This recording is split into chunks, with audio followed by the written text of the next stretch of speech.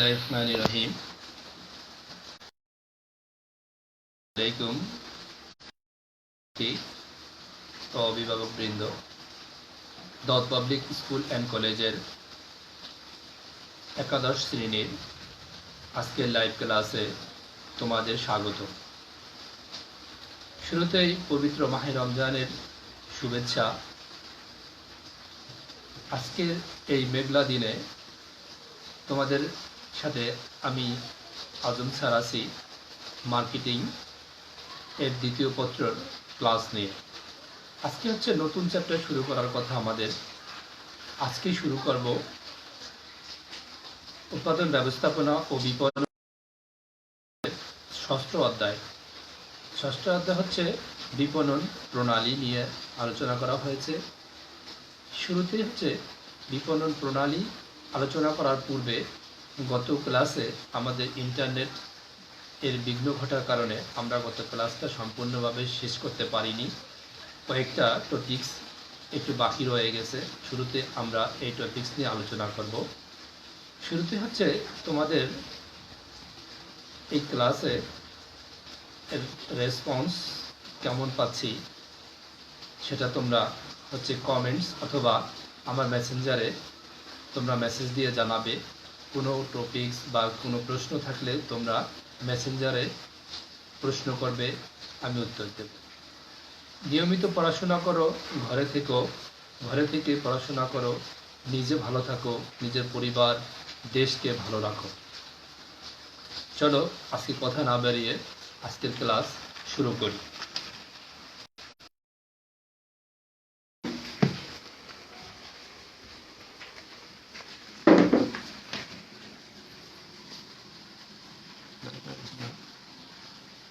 আজকের ক্লাস উৎপাদন ব্যবস্থাপনা ও বিপণন ষষ্ঠ অধ্যায়ের নতুন ক্লাস আজকে শুরু হবে। এই ক্লাসে আজকে আমরা পড়ব হচ্ছে বন্টন প্রণালী ও বন্টন প্রণালীর প্রকারভেদ। আজকে এই দুটো টপিকস নিয়ে আলোচনা করা হবে। এই দুটো টপিকস আলোচনা করার পূর্বে শুরুতে আমি হচ্ছে গত ক্লাসের অসম্পূর্ণ টপিকস নিয়ে একটু আলোচনা করে নিতে চাচ্ছি। আসো আমরা গত ক্লাসের আলোচনাটা শেষ করে নিই। গত ক্লাসটা শেষ করে নিচ্ছি। দেখো, গত ক্লাসে হচ্ছে আমাদের আলোচনা হয়েছিল হচ্ছে কার্যভিত্তিক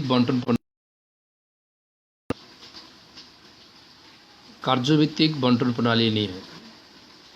ঠিকঠাক আসছে না তো, এরকম আছে।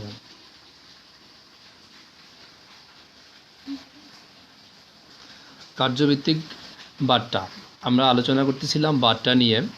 বার্তা কি? বার্তা হচ্ছে একটা নির্দিষ্ট পরিমাণ ছাড় যা হচ্ছে বিক্রেতা বা উৎপাদনকারী ক্রেতাকে দিয়ে থাকে। এর বিভিন্ন প্রকারভেদ ছিল যা আমরা দেখছি। দেখো, আমরা হচ্ছে কার্যভিত্তিকে ছিলাম। কার্যভিত্তিক হচ্ছে নির্দিষ্ট কাজ সম্পাদনের জন্য বন্টন প্রণালীর সদস্যদের উৎপাদনকারী যে বার্তা প্রদান করে তাকে কার্যভিত্তিক বার্তা বলে। আসলে বিভিন্ন কাজ কি কাজ সম্পাদন করে তা হচ্ছে উৎপাদনকারীর পণ্য বিক্রি করে দিতে পারে, উৎপাদনকারীর পণ্যের প্রসার করতে পারে, উৎপাদনকারী পণ্য সংরক্ষণ করতে পারে, উৎপাদনকারীকে বিভিন্ন বাজার গবেষণামূলক কাজ করে দিতে পারে। ইত্যাদি কাজের কারণে উৎপাদনকারী ক্রেতাকে বা হচ্ছে তার নির্ধারিত মনোনীত ব্যক্তিকে বার্তা দিয়ে থাকে। সেটা হচ্ছে কি? কার্যভিত্তিক বার্তা। আসো আমরা হচ্ছে এখন দেখি মৌসুমি বার্তা। মৌসুমি বার্তা কি? মৌসুমি বার্তা হচ্ছে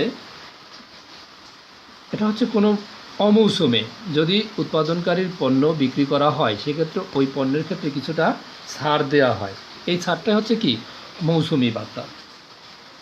মৌসুমি বার্তা সংজ্ঞা লেখার পূর্বে আমরা একটু বুঝে নিচ্ছি। মনে করো হচ্ছে কম্বলের চাহিদা হচ্ছে শীতকালে বেশি থাকে। কেউ যদি গরমকালে কম্বল ক্রয় করে তাহলে শীতকালের চেয়ে গরমকালে কম্বলের মূল্য কিছুটা কম রাখা হয়। যেই পরিমাণ কম রাখা হবে সেটা হচ্ছে কি? বার্তা। তাহলে হচ্ছে কম্বলের মৌসুম হচ্ছে শীত, আর হচ্ছে গ্রীষ্মের সময় কম্বলের তেমন চাহিদা থাকে না বা প্রয়োজনীয়তা থাকে না, তার কারণে কম্বলের মূল্য ছাড় দিয়ে বিক্রি করা হয়।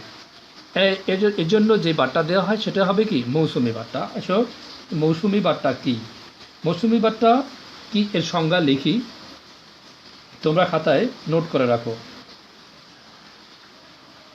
এটা হচ্ছে যে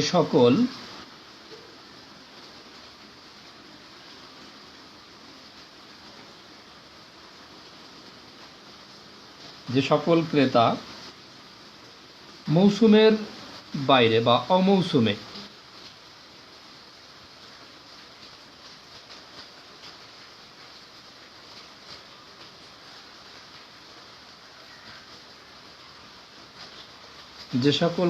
অমৌসুমে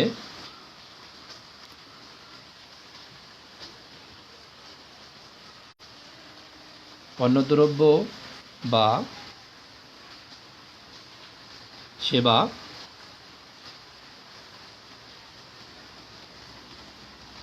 ক্রয় করে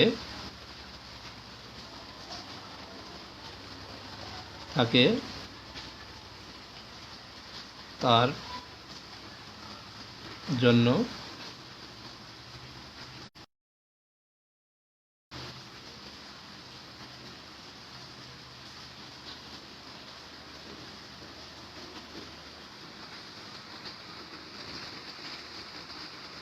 কম রাখা হয় বা কি করে ছাড় দেয়।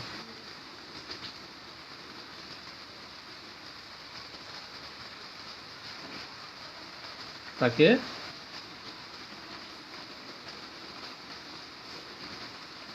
মৌসুমি বাট্টা বলে।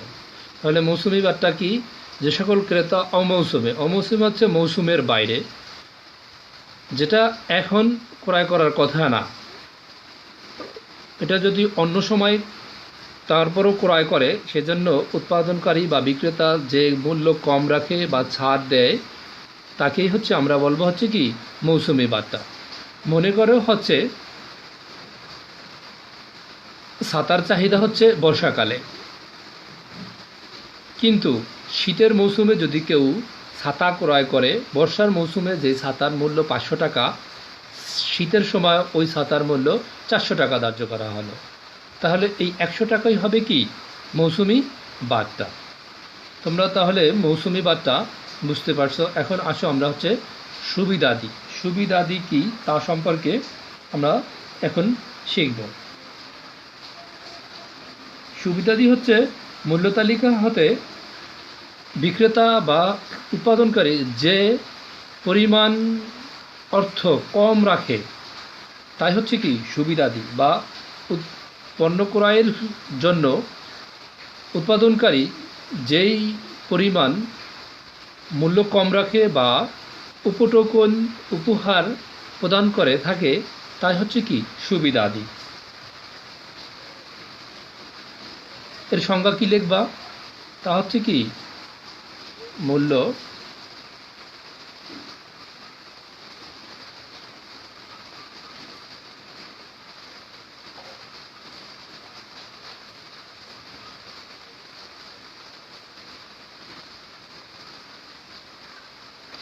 তালিকা থেকে যে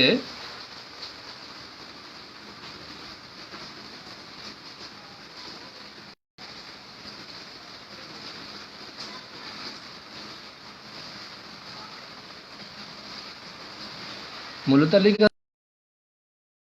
হচ্ছে বলে হচ্ছে সুবিধাদি।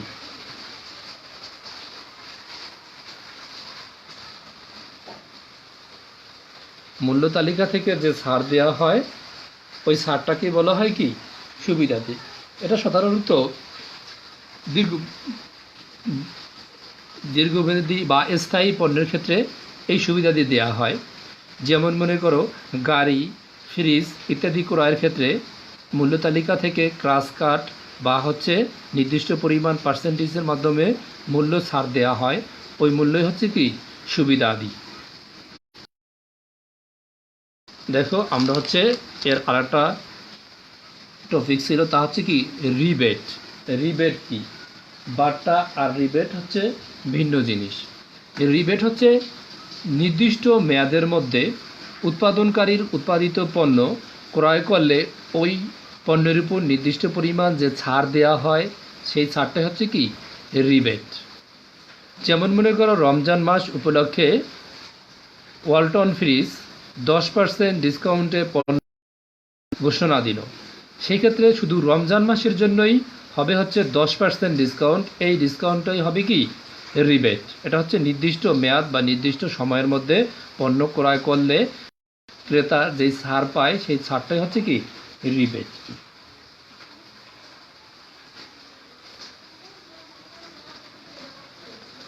এর সংজ্ঞা কি হবে? এর সংজ্ঞাটা আমি লিখে দিচ্ছি। কোনো ক্রেতা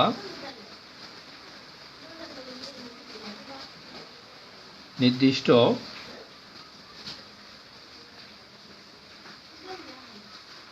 সময়ের মধ্যে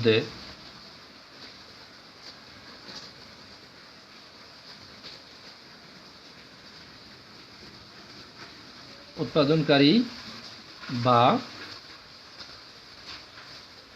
এর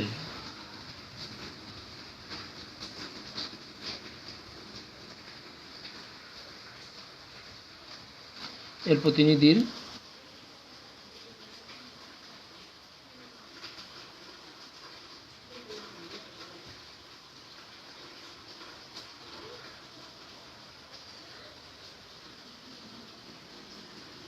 ক্রয় করার জন্য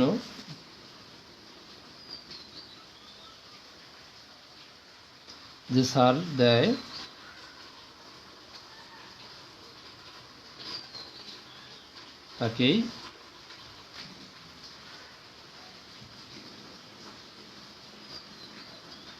তাকেই রিবেট বলে। কি হচ্ছে? এটা হচ্ছে নির্দিষ্ট সময়ের জন্য এই ছাড় দেওয়া হবে। কি নির্দিষ্ট সময়ের জন্য ছাড় দেওয়া হবে। কোনো ক্রেতা নির্দিষ্ট সময়ের মধ্যে উৎপাদনকারীর বা এর প্রতিনিধি, উৎপাদনকারীর প্রতিনিধি বা এজেন্ট বা পাইকার এর কাছ থেকে পণ্য ক্রয় করার জন্য যে ছাড় দেয় তাকে আমরা বলবো রিবেট। রিবেট খুবই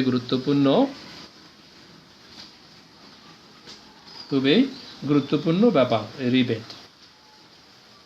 তাহলে রিবেট কি? উৎপাদনকারীর কাছ থেকে নির্দিষ্ট সময়ের মধ্যে বা নির্দিষ্ট সময়, এই নির্দিষ্ট সময়টা অনেক সময় উৎপাদনকারী নির্দিষ্ট সময় সেট করে দেয় যে এই সময়ের মধ্যে পণ্য ক্রয় করলে এর ক্রেতাকে কি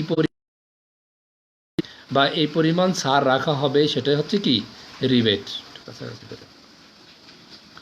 আমাদের গত ক্লাসের এই পর্যন্তই ছিল। গত ক্লাস শেষ। এর মাধ্যমে হচ্ছে কি এই রিবেটের মাধ্যমে আমরা হচ্ছে পঞ্চম অধ্যায় উৎপাদন ব্যবস্থাপনা ও বিপণন সেকেন্ড পেপার এর পঞ্চম অধ্যায়ের পড়া শেষ করলাম। পঞ্চম অধ্যায়ের ক্লাস শেষ করে নিলাম। এখন হচ্ছে আমরা এর ষষ্ঠ অধ্যায়ে চলে যাব।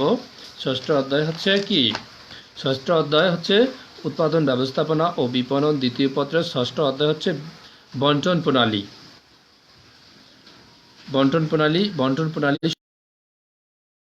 প্রণালীর প্রকারভেদ।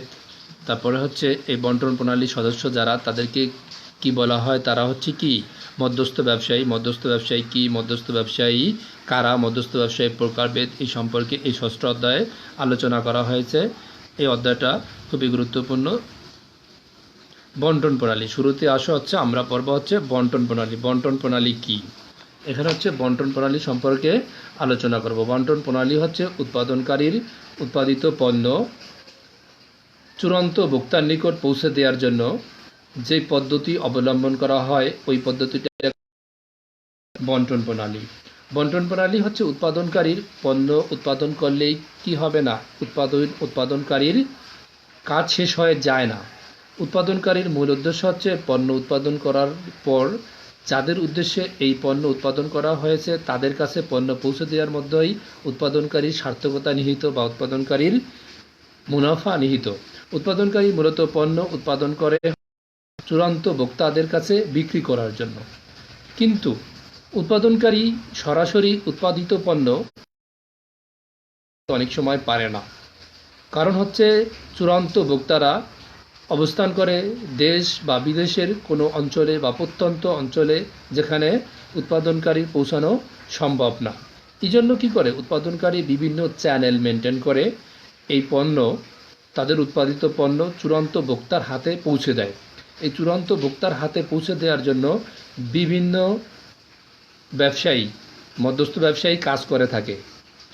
এই জন্য এর মাধ্যমেই উৎপাদনকারী কী করে তাদের পণ্য, উৎপাদিত পণ্য বিক্রি করে থাকে। তাহলে বন্টন প্রণালী কি? বন্টন প্রণালী হচ্ছে, সংজ্ঞা লিখে দিচ্ছি, কি যে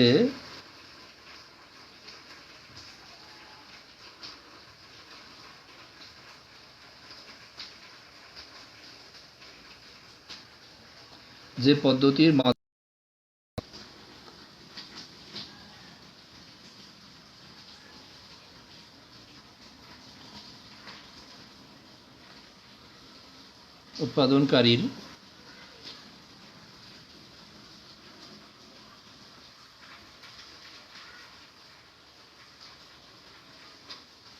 উৎপাদনকারীর উৎপাদিত পণ্য বা সেবা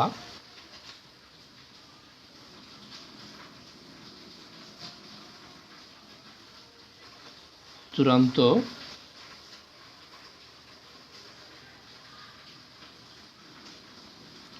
ভোক্তার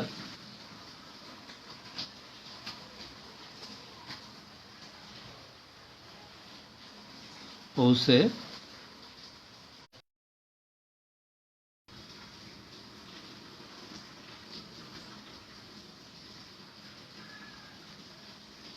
তাকে বন্টন প্রণালী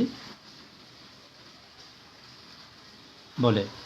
দেখো, বন্টন প্রণালী কাকে বলে? বন্টন প্রণালী হচ্ছে একটা প্রসেস। এই প্রসেসের মাধ্যমে উৎপাদনকারীর উৎপাদিত পণ্য চূড়ান্ত ভোক্তার কাছে পৌঁছে দেওয়া হয়। তাহলে এর সংজ্ঞা কী হবে?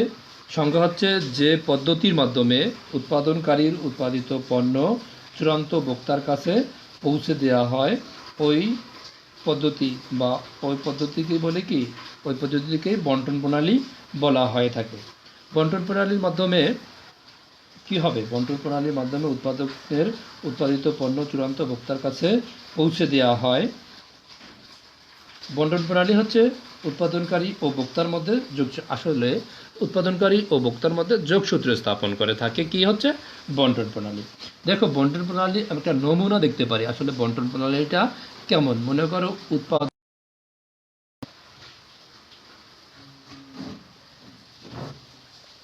উৎপাদনকারী, এই উৎপাদনকারীর কাছ থেকে পণ্য যাবে কার কাছে? উৎপাদনকারীর কাছ থেকে পণ্য যেতে পারে হচ্ছে উৎপাদনকারীর এজেন্ট, হচ্ছে উৎপাদনকারীর মনোনীত ব্যক্তি, এজেন্ট বা পরিবেশক হতে পারে।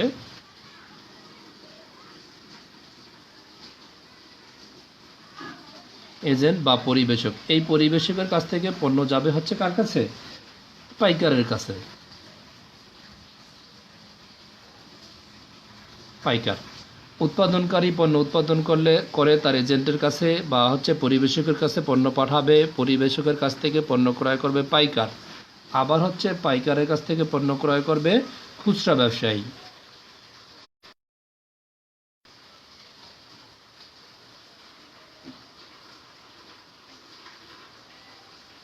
এই খুচরা ব্যবসায়ী পণ্য বিক্রি করবে হচ্ছে চূড়ান্ত ভোক্তার কাছে।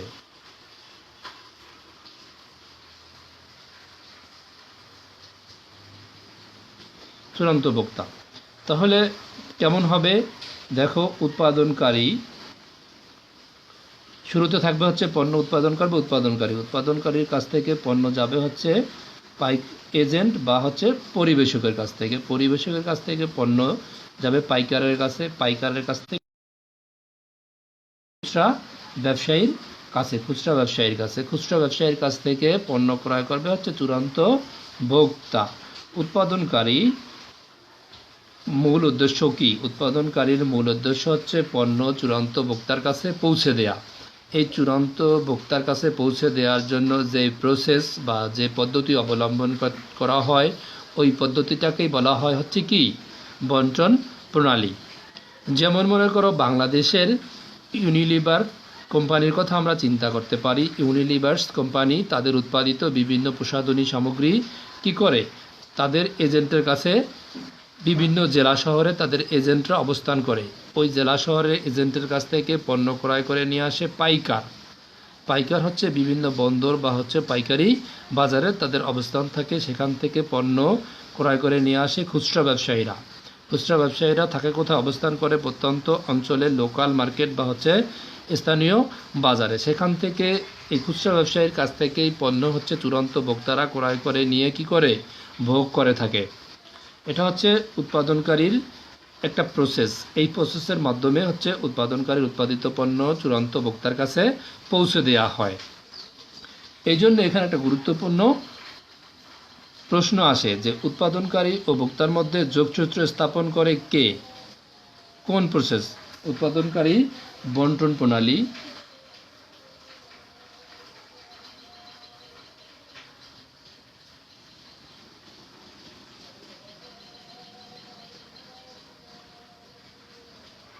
উৎপাদনকারী ও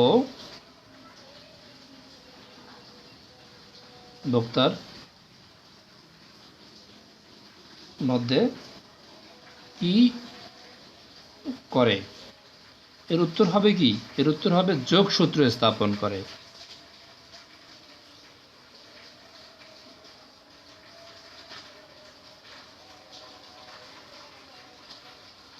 স্থাপন করে, যোগসূত্র স্থাপন করে। উৎপাদনকারী দেখো যোগসূত্র কিভাবে, উৎপাদনকারী আর ভোক্তা কত ডিস্টেন্সে অবস্থান করে।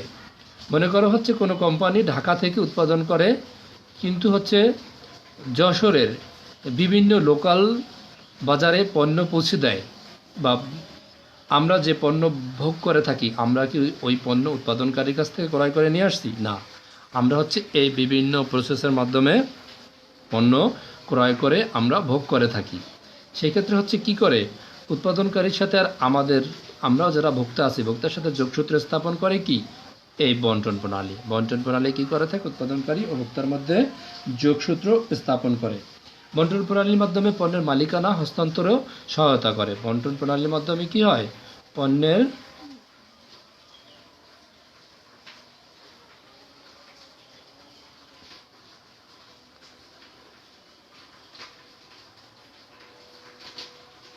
হস্তান্তরে সহায়তা করে। বন্টন প্রণালীর মাধ্যমে কি পণ্যের মালিকানা হস্তান্তরে সহায়তা করে। মালিকানা হস্তান্তর কি, উৎপাদনকারীর কাছ থেকে পণ্য এজেন্ট ক্রয় করে, এজেন্টের কাছ থেকে পাইকার, পাইকারের কাছ থেকে খুচরা ব্যবসায়ী, খুচরা ব্যবসায়ীর কাছ থেকে চূড়ান্ত ভোক্তা। এর সকল স্তরেই কি হয়, পণ্যের মালিকানা হাত বদল হয়, একজনের কাছ থেকে আরেকজনের কাছে, আরেকজনের কাছ থেকে আরেকজনের কাছে, লাস্টে আসে চূড়ান্ত ভোক্তার কাছে পণ্য। তাহলে এটা হচ্ছে কি পণ্যের মালিক সহায়তা করে থাকে। বন্টন প্রণালীর কাজ কি?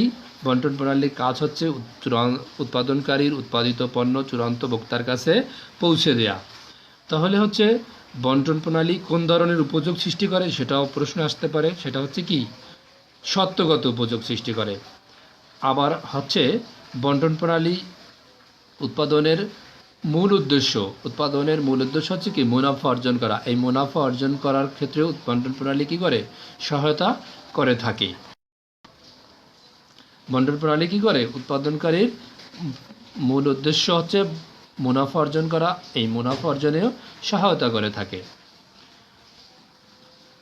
নিশ্চয়ই তোমরা বন্টন প্রণালী সম্পর্কে ভালোভাবে বুঝতে পারছো, এবং এই অধ্যায়ের মূল ব্যাপারই হচ্ছে বন্টন প্রণালী। আর একটা মূল ব্যাপার হচ্ছে বন্টন প্রণালীর উৎপাদনকারী আর হচ্ছে ভোক্তা এর মাঝে যারা অবস্থান করে তারা হচ্ছে কি মধ্যস্থ ব্যবসায়ী। উৎপাদনকারী আর চূড়ান্ত ভোক্তার মাঝে অর্থাৎ এজেন্ট, পাইকার, খুচরা ব্যবসায়ী, এরা সবে হচ্ছে কি মধ্যস্থ ব্যবসায়ী। এটা জেনে রাখবে, মধ্যস্থ ব্যবসায়ী কারা, উৎপাদনকারী ও চূড়ান্ত ভোক্তার মাঝে অবস্থান করে যারা পণ্যদ্রব্য ক্রয় বিক্রয়ে সহায়তা করে, তারাই হচ্ছে কি মধ্যস্থ ব্যবসায়ী।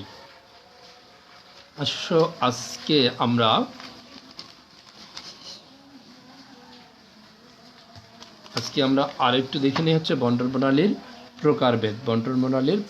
বন্টন প্রণালীকে আমরা সাধারণত দুই প্রকারে ভাগ করতে পারি।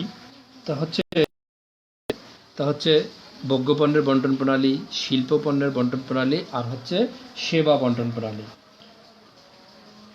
বন্টন প্রণালী শুরুতে আসো আমরা হচ্ছে ক নাম্বার দেখি হচ্ছে ভোগ্য পণ্যের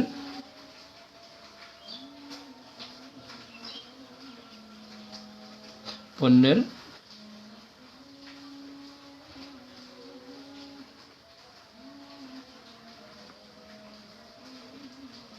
ভোগ্য পণ্যের বন্টন প্রণালী। ভোগ্য পণ্যের বন্টন প্রণালী আর শিল্প পণ্যের বন্টন প্রণালী ভিন্ন জিনিস। ভোগ্য পণ্যের বন্টন প্রণালীর চূড়ান্ত ক্রেতা হচ্ছে কি ভোক্তা। এর কয়েকটা প্রকারভেদ আছে, আমরা দেখি হচ্ছে শূন্য স্তর বিশিষ্ট। শূন্য স্তর বিশিষ্ট কি?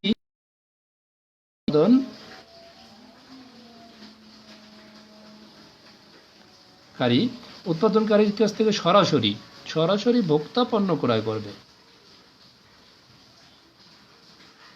ভোক্তা উৎপাদনকারীর কাছ থেকে সরাসরি যদি পণ্য ভোক্তা ক্রয় করে, সেক্ষেত্রে ওই বন্টন প্রণালীকে বলা হয় কি শূন্য স্তর বিশিষ্ট বন্টন প্রণালী। সাধারণত আমাদের গ্রামগঞ্জের বিভিন্ন কৃষক এই ধরনের বন্টন প্রণালী ফলো করে থাকে।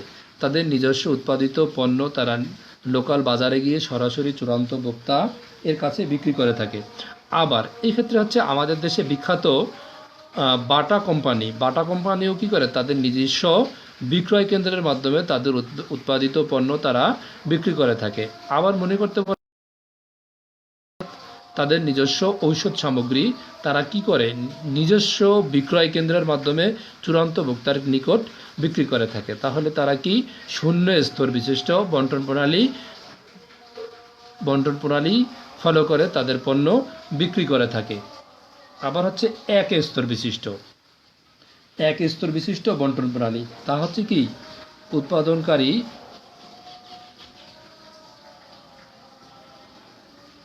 উৎপাদনকারীর কাছ থেকে পণ্য যাবে হচ্ছে কার কাছে? খুচরা ব্যবসায়ীর কাছে। খুচরা ব্যবসায়ীর কাছ থেকে পণ্য হচ্ছে ক্রয় করবে ভোক্তা।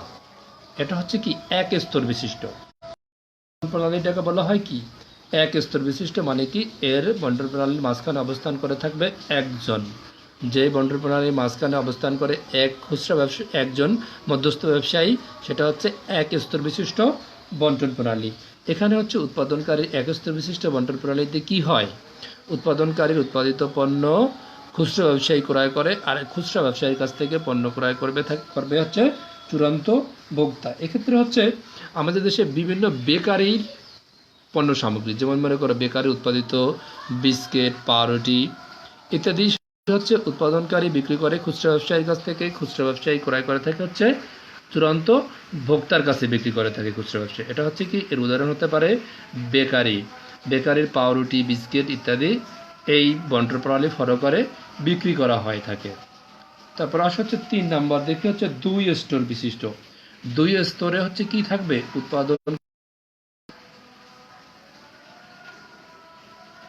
উৎপাদনকারীর কাছ থেকে পণ্য ক্রয় করবে হচ্ছে পাইকারি ব্যবসায়ী।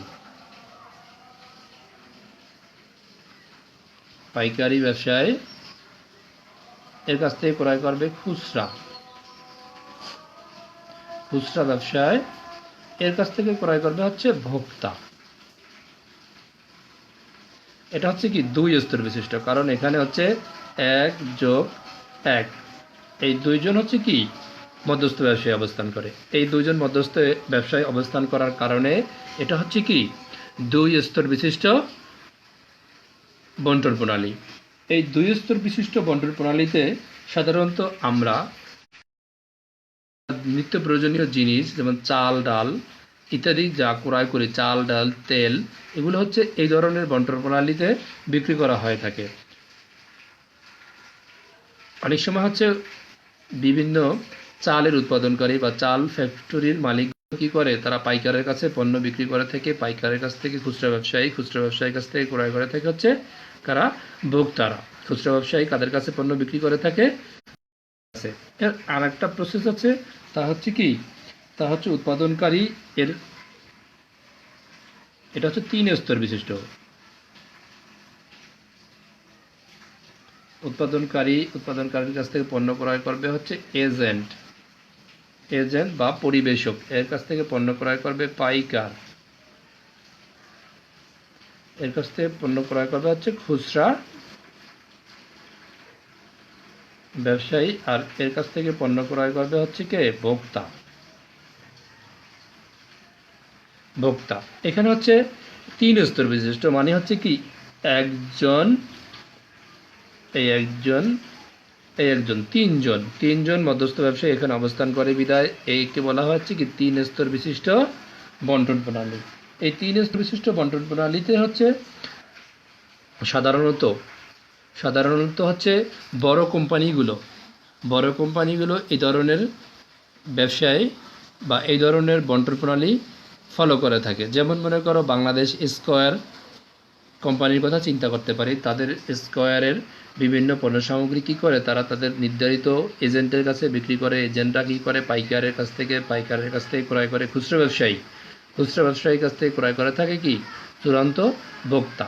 এটা হচ্ছে বন্টন প্রণালীর একটা অন্যতম প্রকারভেদ। তা হচ্ছে কি ভোগ্য পণ্যের ক্ষেত্রে আমরা দেখলাম হচ্ছে 3টা পদ্ধতি আছে ভোগ্য পণ্যের বন্টন প্রণালীর। 0 স্তর বিশিষ্ট মানে কি হচ্ছে এর মাঝখানে কোনো মধ্যস্থ ব্যবসায়ী থাকবে না। আর হচ্ছে এক স্তর বিশিষ্ট বন্টন প্রণালীতে মাঝে শুধু একজন মধ্যস্থ ব্যবসায়ী থাকবে, তা হচ্ছে খুচরা ব্যবসায়ী। আর হচ্ছে 2 স্তর বিশিষ্ট, এটা হচ্ছে কি 2 স্তর বিশিষ্ট, এখানে হচ্ছে থাকবে হচ্ছে 2 জন মধ্যস্থ ব্যবসায়ী পাইকার খুচরা ব্যবসায়ী। 3 স্তর হচ্ছে 3 জন মধ্যস্থ ব্যবসায়ী থাকবে, এজেন্ট বা পরিবেশক, পাইকার, খুচরা ব্যবসায়ী, ভোক্তা। এই হচ্ছে ভোগ্য পণ্যের ক্ষেত্রে। কিন্তু শিল্প পণ্যের ক্ষেত্রে এর কিছুটা ভিন্নতা রয়েছে, কারণ শিল্প পণ্যের উৎপাদনকারী বা শিল্প পণ্যের ক্ষেত্রে দেখো শিল্প পণ্যের ক্ষেত্রে শিল্প পণ্যের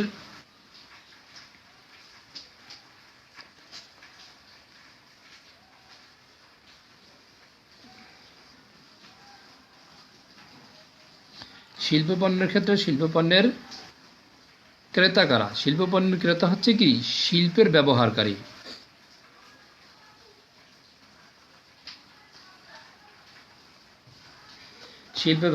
এর 1 নম্বর হচ্ছে মনে করো হচ্ছে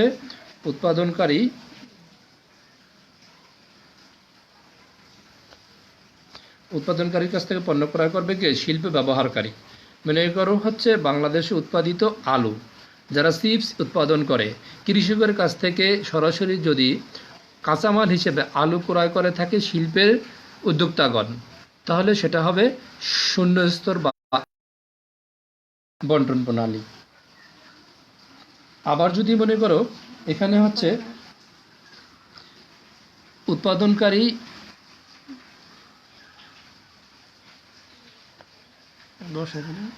উৎপাদনকারীর কাছ থেকে হচ্ছে শিল্প পরিবেশক।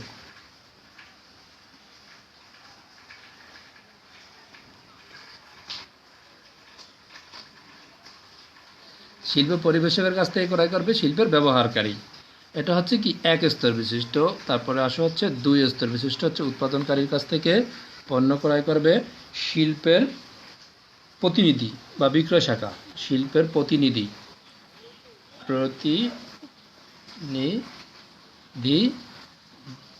এর কাছ থেকে ক্রয় করবে হচ্ছে কি পরিবেশক। আর হচ্ছে শিল্পের ব্যবহারকারী, শিল্প পণ্যের ব্যবহারকারী। এর 3 নম্বর হচ্ছে 2 স্তর বিশিষ্ট, হচ্ছে কি 3 স্তর বিশিষ্ট প্রতিনিধি, শিল্প পরিবেশক, উৎপাদনকারীর কাছ থেকে পণ্য হচ্ছে ক্রয় করবে হচ্ছে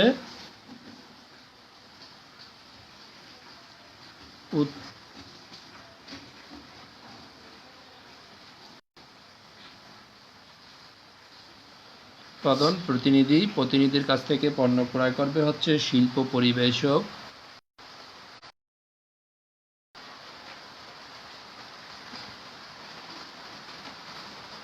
এর কাছ থেকে ক্রয় করবে শিল্প ব্যবহারকারী। এটা হচ্ছে কি পরিবেশ। আর হচ্ছে আমাদের আরেকটা হচ্ছে কি সেবার ক্ষেত্রে, আরেকটা হচ্ছে কি আমরা ক্রয় করবো হচ্ছে, আমরা দেখবো হচ্ছে কি গ নম্বর হচ্ছে কি সেবা পণ্যের ক্ষেত্রে। দেখো হচ্ছে সেবার ক্ষেত্রে সেবার ক্ষেত্রে কেমন হবে? সেবার ক্ষেত্রে তেমন কিছু না। দেখো, সেবা হচ্ছে যা দেখা যায় না, স্পর্শ করা যায় না, কিন্তু উৎপাদনকারী বা এর ক্রেতা, উৎপাদনকারী এর উপযোগ বা এর উপকার ভোগ করে থাকে, তা হচ্ছে কি সেবা। সেবা হচ্ছে সেবা উৎপাদনকারীর কাছ থেকে সেবাকে কি করা যায় না, পৃথক করা যায় না। এজন্য এর বন্টন প্রণালী সাধারণত দীর্ঘ হয় না। সেবার বন্টন প্রণালী সাধারণত দীর্ঘ হয় না। সেবার বন্টন প্রণালী হয়ে থাকে, যেমন মনে করো সেবা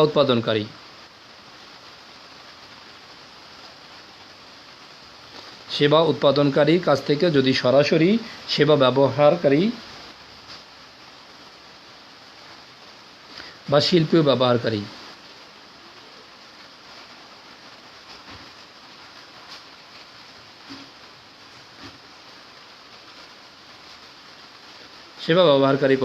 ক্রয় করতে পারে, এর তেমন কোনো বন্টন প্রণালী নেই। তার মধ্যে থেকেও অনেক সময় হচ্ছে কিছু কিছু সেবার ক্ষেত্রে বন্টন প্রণালী ফলো করা হয়।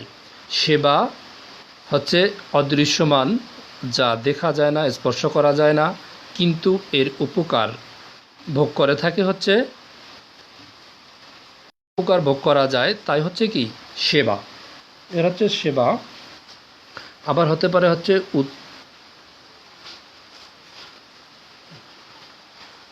উৎপাদনকারী বা হচ্ছে সেবা পরিবেশক।